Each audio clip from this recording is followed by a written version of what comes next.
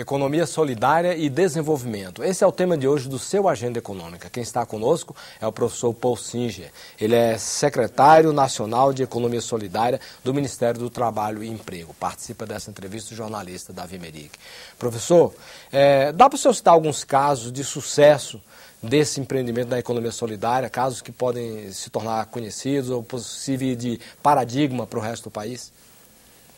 Olha, mais fácil falar de empresas recuperadas, porque aí são grandes empresas e que efetivamente conseguiram se recuperar e voltar a crescer, etc. Duas delas que eu conheço bem, uma é a Uniforja. A Uniforja fica em Diadema, foi já a maior forjaria da América Latina e entrou em crise e foi transformada numa cooperativa em 1998 ou 99 pelos trabalhadores. Aliás, são 4 cooperativas, são partes distintas da empresa, que criaram uma cooperativa de segundo grau, que é uma cooperativa composta pelas 4 cooperativas, e que tem o nome de Uniforja. E a Uniforja também passou por uma crise agora, pelo que eu soube, crise internacional, essa de 2008, 2009, porque eles produzem peças para indústrias que exportam, e a exportação caiu verticalmente, aí eles foram de fato muito prejudicados. Agora há uma recuperação, o Brasil conseguiu escapar dos piores efeitos da crise, e eles também estão se recuperando. Eles empregam, acho que mais de 1.000 trabalhadores e tem um potencial muito grande de empregar ainda várias centenas e estão crescendo. A outra é a CTMC e é muito semelhante à Uniforja, com a diferença que eles produzem grandes coisas. Eles produzem, por exemplo, navios, produzem vagões ferroviários, eles produzem, enfim, produtos mecânicos, mas de grande dimensão, turbinas de produção de energia elétrica. Eu visitei a fábrica e eles mostram muito orgulho. Ou seja, não é invenção ideológica, isso existe, isso é possível. Isso é possível, isso existe no Rio Grande do Sul, em Canoas, a CTMC, em Diadema, São Paulo, a Uniforja. Mas como elas, existem 150 no Brasil, recenseadas em 2007, mapeadas em 2007. Professor, se discute muito no Brasil a questão do chamado padrão de desenvolvimento, a indústria automobilística, tudo baseado no desenvolvimentismo. Um conceito que, segundo alguns críticos, varre todos os programas partidários, a ponto que é difícil ver uma diferença de um partido para outro em termos do objetivo estratégico de desenvolvimento. Ou seja, que seria importante buscar um outro caminho padrão de desenvolvimento que não o desenvolvimentismo clássico. O senhor acha que esse pode ser o caminho? Ele entra em contradição com o anterior? Ele pode os dois trabalharem juntos para a riqueza de um país? Como o senhor avalia isso? Olha, desenvolvimento é alguma coisa que acompanha o homem desde que ele surgiu, desde que ele deixou de ser macaco.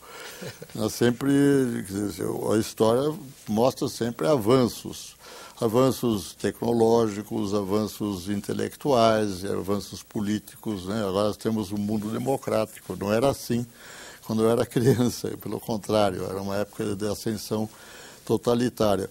Estou pensando, progresso e desenvolvimento são mais ou menos sinônimos.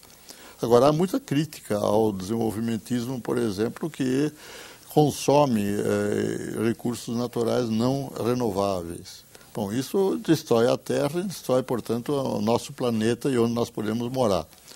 Isso significa que o desenvolvimento tem que mudar. Tem que ser respeitoso com a natureza, de modo a assegurar, vamos dizer, todos os progressos, todas as vantagens conquistadas às futuras gerações. Temos responsabilidade a esse respeito. E tem o que vocês mesmos já falaram. No capitalismo, os frutos do desenvolvimento são tremendamente concentrados. Não é uma conspiração de ninguém, é um mecanismo de mercado que premia quem é grande. O grande é mais eficiente. Então, há fusões o tempo todo, empresas cada vez maiores. Hoje temos empresas que estão em centenas de países e têm milhões de empregados, são gigantescos, enormes, o que corresponde, evidentemente, a mais pobreza no outro polo. Nós precisaríamos ter um desenvolvimento, sim, mas um desenvolvimento mais justo, mais equilibrado, em que o conjunto da população se pudesse beneficiar.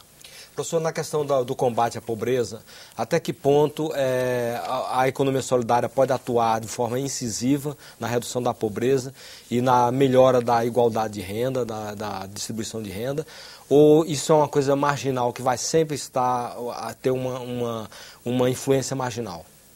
Não, a primeira, quer dizer, a economia solidária brasileira é de pobres. Não é só de pobres, felizmente, esses empreendimentos que nós falamos agora não é gente pobre, são trabalhadores qualificados, que têm um rendimento semelhante aos seus colegas que trabalham em empresas capitalistas, mas a grande maioria é pobre.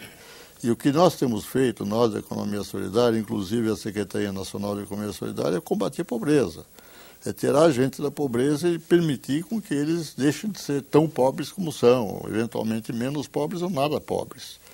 De modo que quando a presidenta Dilma Rousseff lançou a campanha de erradicação da pobreza extrema, a gente entrou nessa com maior entusiasmo, inclusive oferecendo o nosso conhecimento, nossa experiência. Nós temos experiência de combater pobreza e consideramos de que essa experiência é válida. Não é a única, evidentemente, não estamos querendo dizer que só nós conhecemos. Nós conhecemos e oferecemos um programa de combate à pobreza extrema no Brasil, através do Ministério do Trabalho. O Ministério do Trabalho é um dos 6 ou 7 ministérios que vão estar ativamente desenvolvendo o programa da presidenta. E nós, como parte integrante do Ministério do Trabalho, temos uma parte desse programa. Professor, tecnologia, quando a gente fala em economia solidária, que tem, não que seja uma vocação, mas que tem uma presença forte na área agrícola, essa economia solidária, ela tem competência e capacidade para trabalhar uma tecnologia de ponta, para embutir valor agregado nos produtos, ou ela tem uma certa dificuldade de operar nessa área? Bom, a economia solidária em si mesma, ou seja, os trabalhadores, não têm nem tempo, nem possibilidades de desenvolver tecnologia, a não ser no próprio trabalho deles. Mas eles aí têm, quer dizer, ao operar a tecnologia existente, o trabalhador inventa coisas novas. Isso é uma experiência, eu diria, em todos os lugares, desde a Revolução Industrial. Então, nós chamamos isso de tecnologia social. Isso é um termo, tem uma rede de tecnologia social hoje no Brasil, nós somos parte dela, que combina o conhecimento ganho na prática com o conhecimento do laboratório. É claro que o conhecimento gerado na ciência, nas universidades, nos laboratórios, é importante, mas ela se alimenta do conhecimento prático que os trabalhadores mesmos geram ao enfrentar as dificuldades do seu trabalho. Então, no plantio de plantas medicinais, na criação de abelhas, na agroecologia, eu posso citar uma série de casos em que há contribuições muito positivas para a tecnologia social em colaboração com as universidades. As universidades têm hoje, 84 universidades brasileiras são apoiadas por nós, porque tem incubadoras que incubam cooperativas populares, gente pobre que quer se organizar como autogestionários e cooperativas. E nessas universidades há pesquisas também.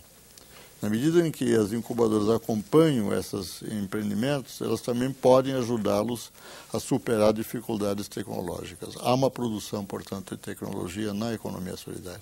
Professor, o senhor estuda muito a questão do desenvolvimento. Eu queria lhe perguntar, fazer aqui um recuo para os anos 50, na época da CEPAL, se falava muito na questão de relações de troca e que os países da América Latina estariam condenados a um eterno atraso se persistissem como produtores e exportadores de matérias-primas, fornecer ao mundo inteiro matérias-primas para os países desenvolvidos. Quer dizer, hoje com essa elevação das cotações das commodities e tudo mais, muda um pouco essa análise?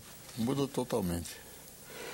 A análise é de Prebisch, é o famoso teorema Prebisch-Singer, mas eu conheço a versão do Prebisch. Esse Singer não, senhor? Não sou eu, não. É um homônimo meu, mais antigo do que eu, mas o trabalho do Prebisch eu conheço e ele diz, na essência, o seguinte: a produção industrial tem trabalhadores altamente organizados em sindicatos e que conquistaram para si uma série de direitos.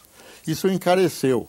Quem paga os direitos dos trabalhadores industriais são os consumidores dos produtos industriais. Agora, na agricultura é tudo camponês pobre. Ou é camponês ou é trabalhador agrícola para latifúndios, para grandes empresas que praticamente não tem direito nenhum. Na época que ele estava escrevendo, que é logo depois da Segunda Guerra Mundial. Hoje já tem também, os nossos trabalhadores agrícolas têm algum direito já. Senão todos, tem vários. Então, ele dizia o seguinte, tendencialmente, os produtos industriais sempre vão ficar mais caros porque os trabalhadores têm direito a participar dos benefícios do avanço técnico. E os produtos, matérias-primas, vão ficar sempre baratos porque os trabalhadores dessa lado do mundo não têm essa possibilidade. Portanto, há uma piora nas relações de troca dos exportadores de produtos primários. Em que mudou? Em primeiro lugar, os trabalhadores agrícolas, não só no Brasil, mas em muitos lugares, adquiriram os mesmos direitos. Tem sindicatos próprios, tem férias, tem fundo de garantia, tem tudo que o trabalhador assalariado urbano já conquistou.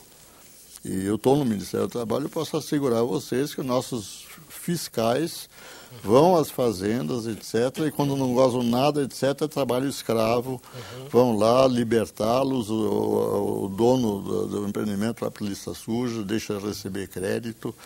Não, é uma luta isso. Mas o quadro que o Prebisch coloca é totalmente diferente hoje. Não é culpa do Prebisch, também não era profeta, mas ele estava correto em 1950. Em 2011, o que está acontecendo?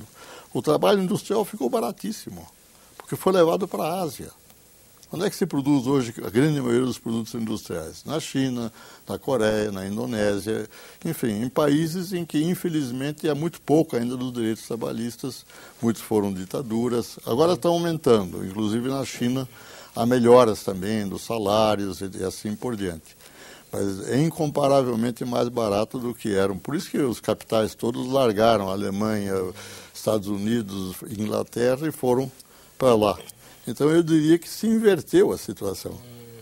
Objetivamente. O Prebisch tinha absoluta razão na época que ele escreveu. Para um país como o Brasil, por exemplo, ficar preso só nos produtos primários, agrícolas, com essa inversão? Essa inversão a longo prazo não pode se reverter contra a gente? Pode. Como já inverteu uma vez, eu não estou prevendo que vai, mas é claro que pode acontecer. Vamos dizer, no futuro imediato nosso, é provável que, vamos dizer assim, as matérias-primas continuem bastante caras, por uma razão simples. China e Índia, sozinhos, esses dois países, têm 1/3 da população mundial. 1 de cada 3 viventes nesse planeta ou é hindu ou é chinês. E eles estão crescendo a coisa de 9% e 10% ao ano. Os Estados Unidos estão crescendo a 2%, e olhe lá, quando cresce a 2%, o Obama faz uma festa. Então, agora, o teorema Singer-Prebisch inverteu mesmo. Tá certo? Agora, podemos já estar mudando de novo, porque na China começaram a fazer greves, o governo apoiou os grevistas, não sei se lembra disso, faz alguns meses. Então pode ser que seja novamente uma situação em que os trabalhadores industriais do mundo comecem a ter uma vida mais decente, salários mais Essas condignos. novas fronteiras do mundo, né? Nessas novas fronteiras pode do mundo. acontecer, deve acontecer, a lógica é essa. Mas uma colocação que se faz também é a seguinte: quando um país vira exportador de produtos de alta tecnologia, ele é um país que cuidou da educação, ele tem boas universidades, ele tem centros de pesquisa, e o país que só se preocupa em exportar matérias-primas, quer dizer, ele não se preocupa com essa parte, que é a parte, vamos dizer assim, de qualificação da sociedade. Como é que o senhor vê essa questão? Eu acho que isso vai ter que mudar necessariamente devido à crise ecológica. Nós estamos em crise ecológica, eu acho que não há a menor dúvida quanto a isso. A coisa do aquecimento não é brincadeira. Agora tivemos esse terrível tsunami no Japão, com sérios perigos de você ter uma epidemia de irradiação atômica, pode matar, sei lá quantas milhões de pessoas. Por sorte não aconteceu, mas podia ter acontecido. Enfim, nós estamos precisando efetivamente mudar totalmente a nossa maneira de consumir e de produzir, principalmente produtos que têm a ver com a natureza, energia, alimentos e assim por diante. Isso exige, no Brasil, um avanço muito grande na área de ciências, inclusive ciências exatas. Quer dizer, mesmo para produzir commodities, o país vai ter que ter um nível educacional e de ciência e tecnologia muito elevado. E está fazendo. Obviamente, essa política, tanto do governo Lula como do governo Dilma, vai nessa direção. Eu me lembro a alegria do meu colega Sérgio Rezende, que era o ministro de Ciência e Tecnologia, ainda no último mandato do presidente Lula, me dizendo com muito orgulho, acho que o orçamento dele, se bem recordo, triplicou em 4 anos. E triplicou porque era necessário. Ele conseguiu. Quer dizer, e Lula, que não tem diploma de curso superior, efetivamente foi um dos presidentes que mais investiu em educação tecnológica, ciência e tecnologia. O senhor é da Secretaria de Economia Solidária e, portanto, acredita na atividade da economia solidária. O senhor teria condições, o nosso programa já vai chegando ao final, traçar um cenário aí para a economia solidária nos próximos 10 anos, por exemplo? Como o senhor analisa a perspectiva dela aí nesse período? Tal? Essa pergunta ninguém me fez, viu? É a primeira vez. Vamos ver se eu consigo responder isso de uma forma sensata. Eu acho que a economia solidária vai crescer e vai sofrer uma mudança nesses próximos 10 anos devido à melhora geral das condições no Brasil. O Brasil está num momento muito bom. Tem muito menos miséria hoje do que há 10 anos atrás. Isso é sabido. Por isso que a Dilma pôde colocar ousadamente esse objetivo, erradicar a extrema pobreza no país. Ninguém pensava nisso há 20 anos atrás. Como está tudo melhorando, nós vamos, digamos, ter mais gente optando pela economia solidária porque não quer ser assalariado, não quer ser subalterno, não quer ter que obedecer sem pensar que é a condição, hoje, pelo menos, do assalariado. Hoje, a grande maioria dos que estão na economia solidária é que não tiveram outra opção. Desempregados muito velhos, não tem mais chance, ou gente que nunca teve emprego, que é uma boa parte da população. Eu estou prevendo que, vamos dizer assim, os participantes da economia solidária, uma nova geração que vem aí agora, talvez uma parte boa dela seja de optantes, que teriam possibilidade de ter emprego, mas optam para ter autoemprego, autônomo. E o Agenda Econômica fica por aqui. Se você tiver críticas ou sugestões ao nosso programa, entre no nosso portal www.senado.gov.br/TV. Você poderá também fazer download ou cópia deste e de outros programas da TV Senado. Para saber mais sobre economia solidária, entre no portal do Ministério do Trabalho e Emprego, www.mte.gov.br. Nós agradecemos a entrevista e as informações que nos foram prestadas pelo professor Paul Singer, secretário nacional de Economia Solidária do Ministério do Trabalho e Emprego. Agradecemos também a participação do jornalista Davi Meric. A você de casa que nos acompanhou, muitíssimo grato pela sua audiência. E até o próximo Agenda Econômica. Até lá.